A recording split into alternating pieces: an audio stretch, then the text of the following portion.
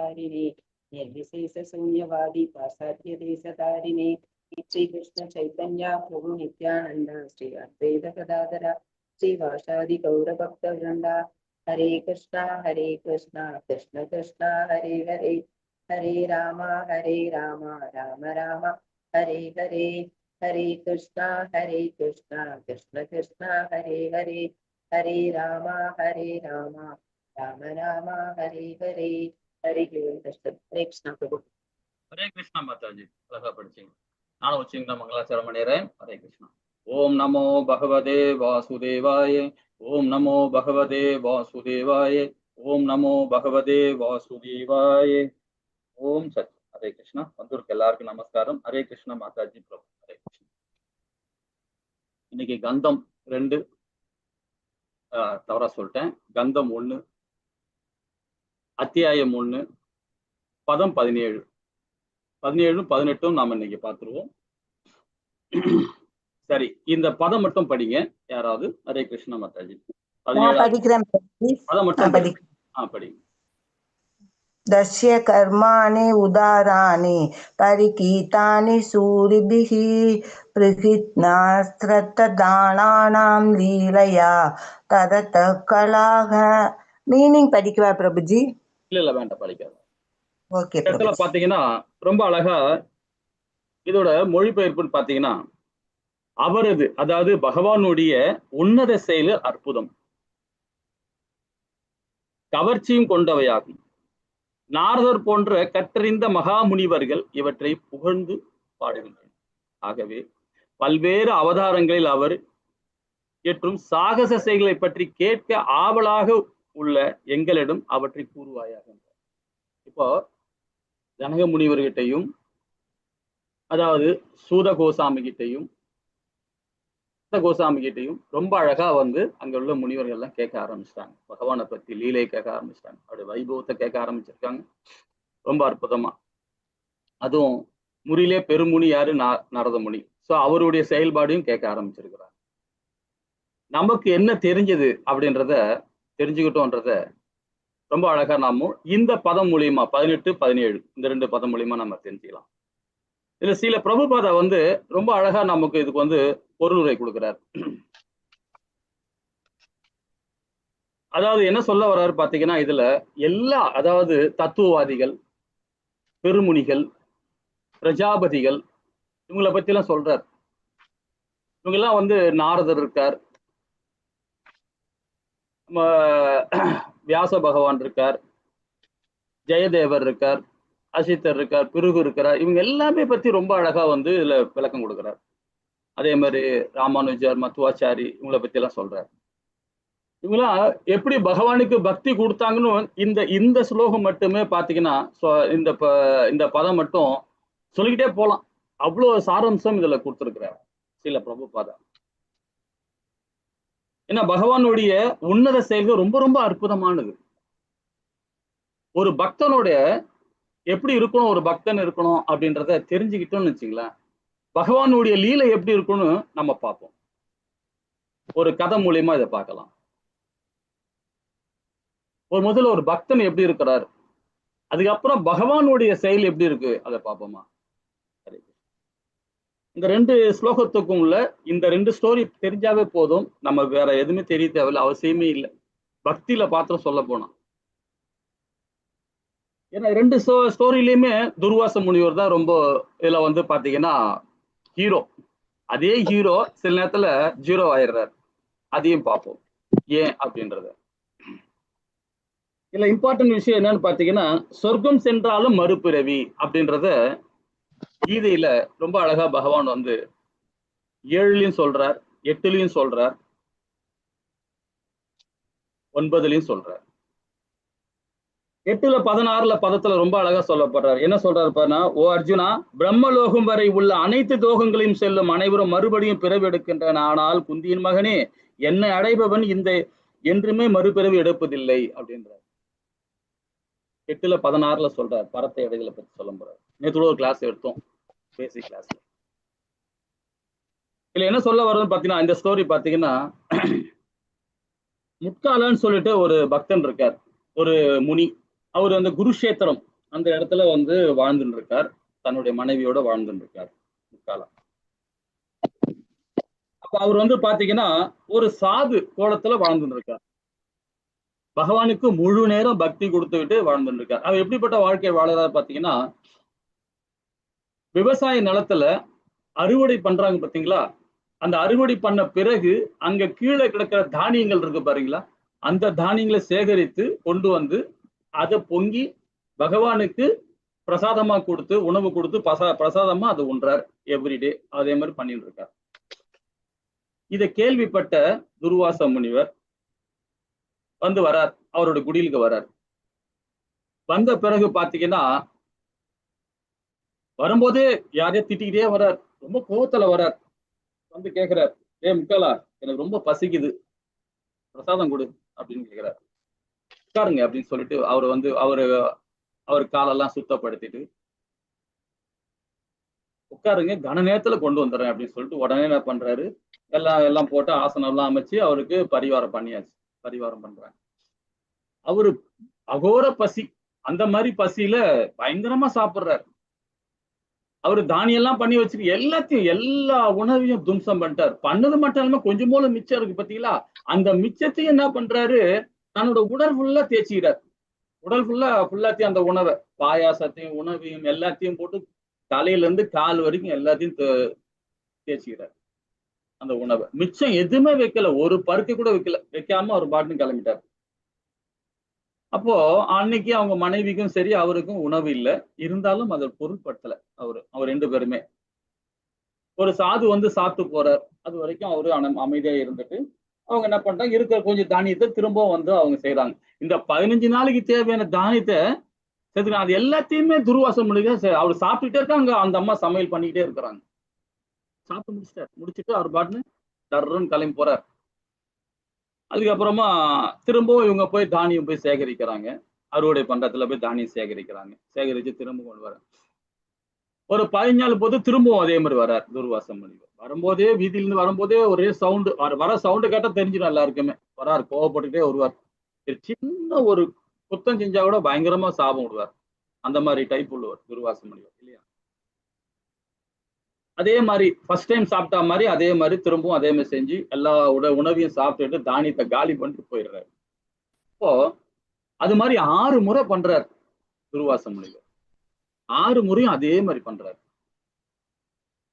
அப்ப 6வது முறை பண்ணும் போதுதான் துர்வாச முனிவர் அவர் சொல்றார் யார்கிட்ட, முக்காலா கிட்ட, முக்காலா பரவாயில்லடா, நீ உண்மையிலேயே ஒரு கர்ம யோகி தான்.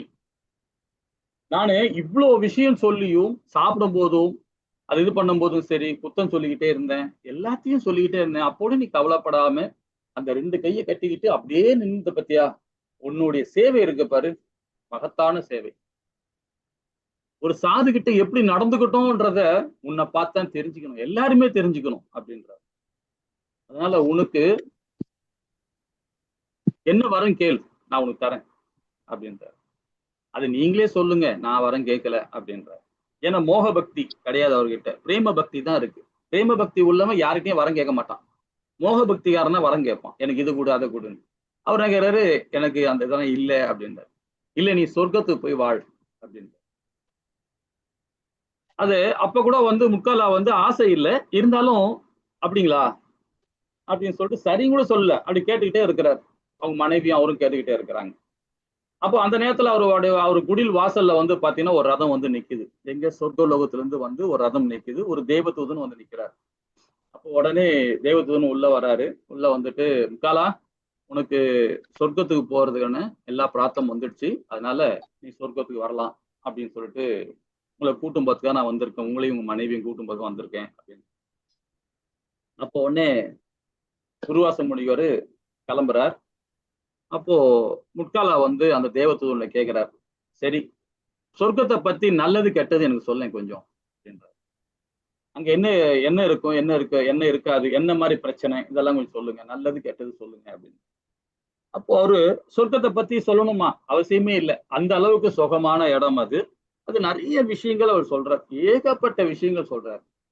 அவ்வளோ அங்க வந்து பாத்தீங்கன்னா பசி எடுக்காது, நீர் அதாவது நீர் அருந்தணும் கிடையாது, டெய்லி வந்து குளிக்கணும் கிடையாது, பசி எடுக்காது. ரெண்டாவது நீங்க ஒரு ஏதாவது உடம்புல வந்து நறுமணம், அதாவது நறுமணம் வீசிக்கிட்டே இருக்கிறோம். நிறைய விஷயங்கள் வந்து அந்த தேவதூதன் அது ஒரு புக்கே ஒன்று எழுதியிருக்கிறாங்க. ரொம்ப அற்புதமா இருக்கும். அந்த வர்ணிச்சு எழுதுறாங்க. அங்க வந்து இன்பம் கிடையாது, துன்பம் கிடையாது, என்னிடமோ சொல்லின்னு இருக்கார். ரொம்ப சந்தோஷமா இருக்கும், அதெல்லாம் பத்தி சொல்றார். நிறைய விஷயங்கள் வந்து சொன்ன பிறகு அப்போ முக்காலாக்கு கொஞ்சம் ஒரு யோசனை வருது. சரிங்க, நிறைய விஷயம் சொல்லிட்டீங்க, அதாவது கெடுதலான விஷயங்கள் என்ன, அங்க வந்து அந்த விஷயங்கள் என்ன அப்படின்னு சொல்லிட்டு இவரு கேட்கிறார். முக்கால கேட்கும் போது, அது இருக்கட்டும், கெடுதல நான் அது இதை பற்றி சொல்லிட்டேன், நன்மை விஷயம் சொல்லிட்டேன். அதாவது ஒரு சில விஷயங்கள் தப்பான விஷயங்கள் இருக்கு இல்லையா, அதை விட இன்னொன்னு சொல்றேன் கேட்டுக்கோ. இதோட உயர்லோகம் ஒண்ணு இருக்கு. அதாவது இந்த சொர்க்கத்தோட உயர்லோகம் ஒண்ணு இருக்கு, பிரம்மலோகம்.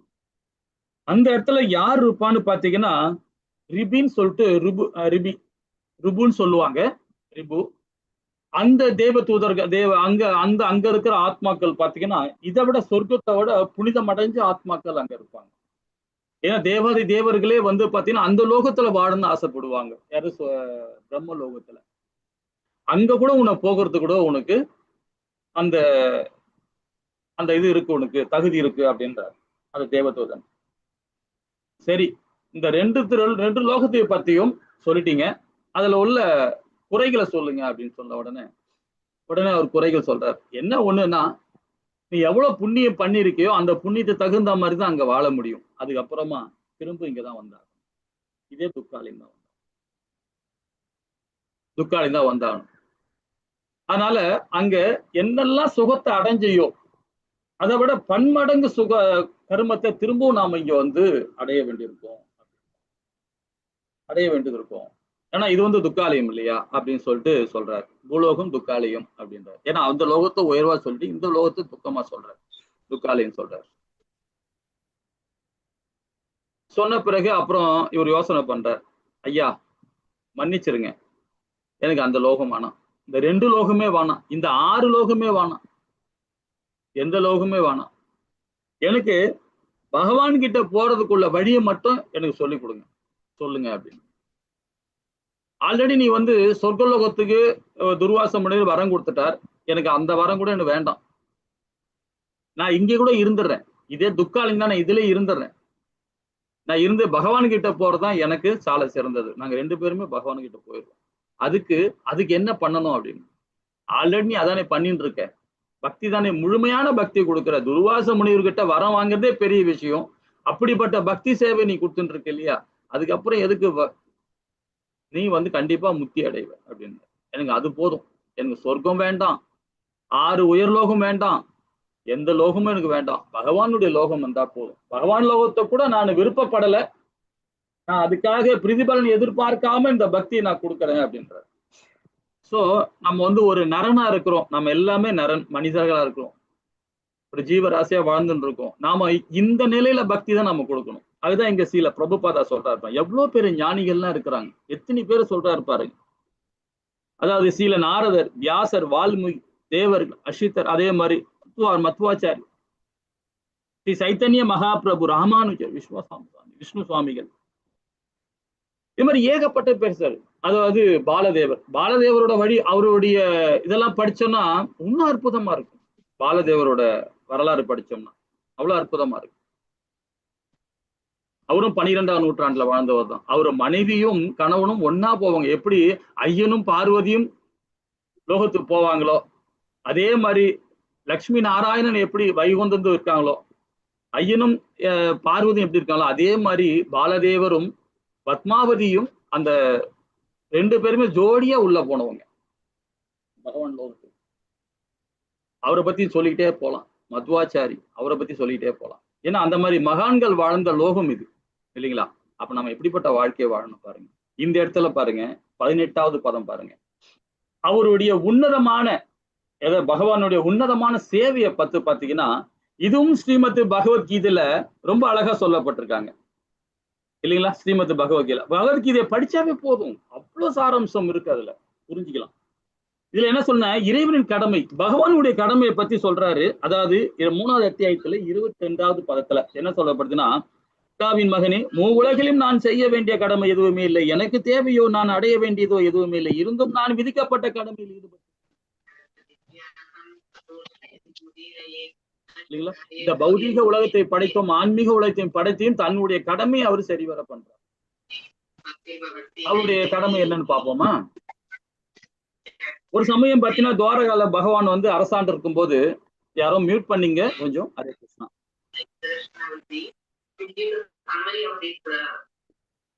ஹரே கிருஷ்ணா. அவரு பகவான் ரொம்ப அழகா அரசாண்டு இருக்கும் போது, அப்போ பிருத்திவிமன் வந்து பகவான் கிட்ட கேட்கிறார். அது ருக்மணி தாயாரோட மகன், அதாவது பகவான் கிருஷ்ணனுடைய மகன் வந்து பிருத்திவிமன் வந்து கேட்கிறார்.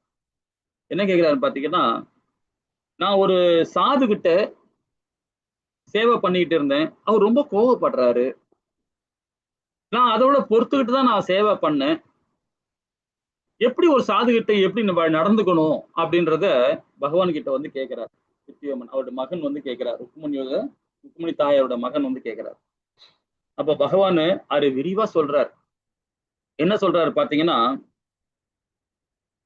தர்ம அர்த்த காமத்தை அடைய விரும்புகிறோம் அல்லது மோட்சத்தை அடைய விரும்புகின்றோரோ, புகழும் செல்வாக்கும் அடைய விரும்புவர்களோ, அல்லது தீராத நோயை தீர்க்க விரும்புகிறவர்களோ, அல்லது தேவர்களும் புத்திரர்களையும் வழிபட விரும்புகிறவர்களோ சாதுக்களை திருப்திப்படுத்த வேண்டும், ஏனெனில் அவர்களே மகிழ்ச்சியும் துக்கத்தையும் அளிப்பவர்கள் அப்படின்ற. மகிழ்ச்சியும் துக்கத்தையும் அளிக்கக்கூடியவெல்லாம் யாருக்கு? சாதுக்கள். அப்போ உடனே பிருத்திவிமன் வந்து முடிக்கலாம், என்னடா இது, மகிழ்ச்சி கொடுப்பாங்க சரி, துக்கத்தையும் கொடுப்பாங்களா அப்படின்றத அவன் மனசுல ஆழ் மனசுல பதியுது. உடனே பகவான் வந்து அவன் ஆழ் மனசை படிக்க தெரிஞ்சவராச்சே பகவான் ரொம்ப அழகா வந்து பிருத்திவிமனோட என்ன நினைக்கிறான்றத புரிஞ்சுக்கிட்டார். புரிஞ்சுக்கிட்டு அவர் சொல்றார், என்னுடைய அனுபவத்தை நான் உனக்கு சொல்றேன், புரிஞ்சுக்கோ அப்படின்றார். ஏன்னா இவ்வுலகிலும் சரி மனுக்குள்ள எவனும், அதாவது பகவானுடைய அந்த லீலையை சொல்றார் அவருடைய செயல்ல. ஒரு முறை நானும் உன்னுடைய ருக்மணி தாயாரும் வந்து ருக்மணியும் சரி அரண்மனையில இருக்கும்போது துர்வாச முனிவர் வந்தார். அவர் கோபப்படக்கூடியவர் தான் அப்படின்னு சொல்லிட்டு பிருத்திவிமன்கிட்ட சொல்றார். ஏன்னா அவ்வளோ கோபப்படுறவர் அவரு. அவர் வந்து என்கிட்ட வந்து கேட்டார். என்ன கேட்டாருன்னு பாத்தீங்கன்னா, கிருஷ்ணா, எனக்கு ரொம்ப பசிக்குது, எனக்கு ஏதாவது உணவு கூட அப்படின்றார். உடனே ஏன்னா துர்வாச முனிவர் வராரு தெரிஞ்ச உடனே பகவானுக்கு தெரியும், ஏன்னா வந்து துர்வாச முனியோட கோபங்கள் என்ன மாதிரி செயல்படுவார்ன்றது பகவானுக்கு நல்லா தெரியும். அப்போ உடனே என்ன பண்ற, எனக்கு இப்பவே எனக்கு பாயாசம் வேணும், கன நேரத்துல எனக்கு பாயாசம் வேணும் அப்படின்றார். ஆனா அதனால பகவான் என்ன பண்றாரு, உடனே பாயாசம் கொண்டு வாங்கப்பா அப்படின்னு சொன்ன உடனே பாயாசம் கொண்டு வர்றார். கொண்டு வந்து கொடுத்த பிறகு அந்த பாயாசத்தை குடிக்கிறார்.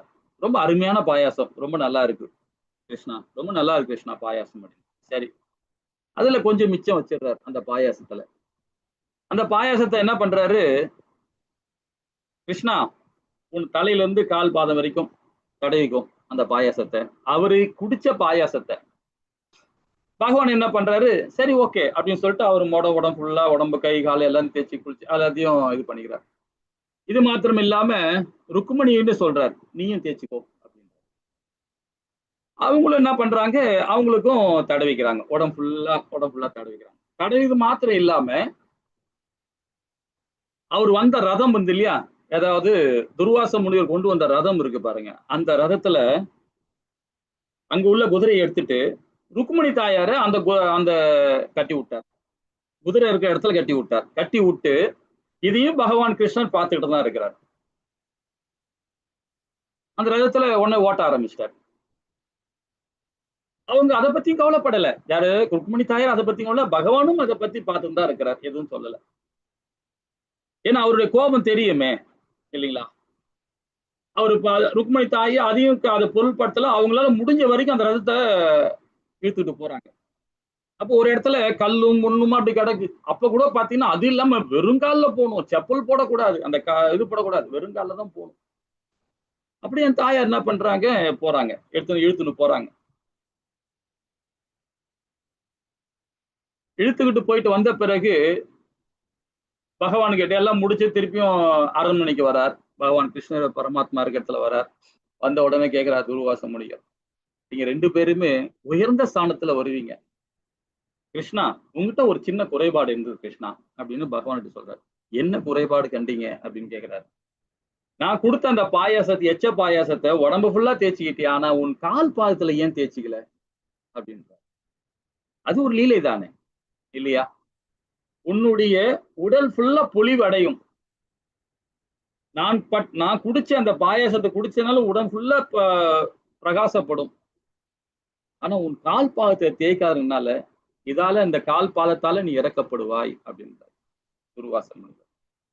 அதுக்கேற்ற மாதிரிதான் அவர் இறக்கும் போது அந்த வேடன் வந்து வேற எங்கேயுமே அம்பு படலை, காலில் பார்த்துதான் கரெக்டா பாதத்துல பார்த்தா அடிச்சதுனாலதான் அவரு இந்த லோகத்தை விட்டு வெளி லோகத்துக்கு போனார்.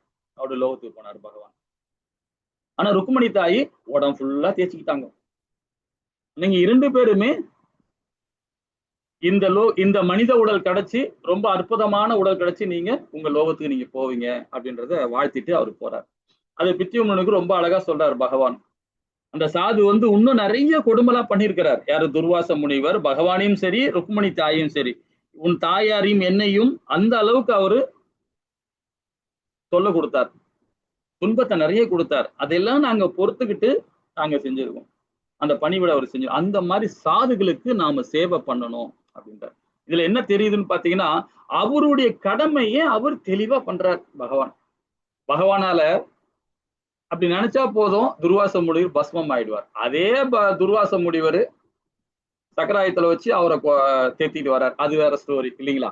சோ அந்த மாதிரி பகவான் நினைச்சா போதும், அவர் ஒண்ணுமே இல்ல பண்ணிடுவார். அப்படி இருந்தும் நமக்காக அந்த கடமையை செஞ்சார். அவர் ஒரு சாதுக்கள் கிட்ட எப்படி நடந்துக்கணும், ஒரு மகான்கள்கிட்ட எப்படி நடந்துக்கணும் அப்படின்றதையும் அவரு இந்த 18வது பதத்துல ரொம்ப அழகா நமக்கு சொல்லி கொடுக்குறாரு இல்லைங்களா?